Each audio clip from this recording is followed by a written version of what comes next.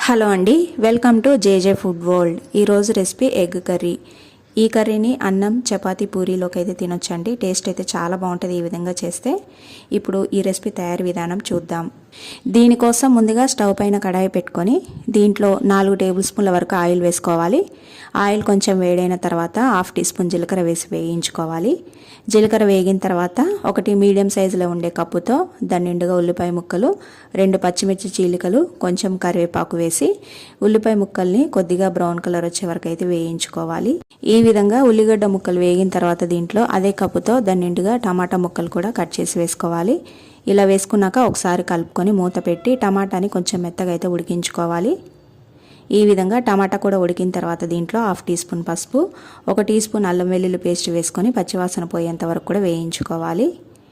ఈ విధంగా వేయించుకున్న తర్వాత ఇప్పుడు దీంట్లో మన రుచికి సరిపడా కారం, ఉప్పు, అలాగే ధనియాల పొడి, గరం మసాలా పొడి వేసుకోవాలి.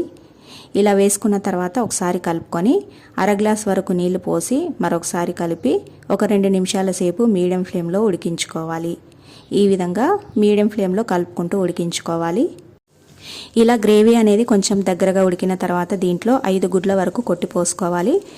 ఇలా గుడ్లు వేసుకున్న తర్వాత మూత పెట్టి ఒక 2 నిమిషాల సేపు లో ఫ్లేమ్లోనే ఉడికించుకోవాలి. 2 నిమిషాల తర్వాత వీటిని రెండు వైపుకి అయితే తిప్పుకోవాలండి. ఈ విధంగా ఇలా మెల్లగా వేసుకోవాలి, లేకపోతే విరిగిపోతాయి. ఇలా రెండో వైపుకు తిప్పి వేసుకున్న తర్వాత మరొక 2 నిమిషాలు అయితే ఉడికించుకోవాలి. 2 నిమిషాలు ఈ విధంగా లో ఫ్లేమ్లోనే ఉడికించుకున్న తర్వాత దీనిపైన సన్నగా కట్ చేసుకున్న పుదీనా, కొత్తిమీరని వేసుకొని మరొక 2 నిమిషాలు లో ఫ్లేమ్లోనే మూత పెట్టి ఉడికించుకోవాలి. అంతేనండి, ఎంతో టేస్టీగా ఉండే ఎగ్ కర్రీ రెడీ అయిపోయింది. చాలా చాలా బాగుంటుందండి. ఈ విధంగా చేస్తే తప్పకుండా మీరు ట్రై చేయండి. ఈ రెసిపీ మీకు నచ్చితే లైక్ చేసి షేర్ చేయండి. అలాగే నా ఛానల్ను సబ్స్క్రైబ్ చేసుకోండి. Thanks for watching.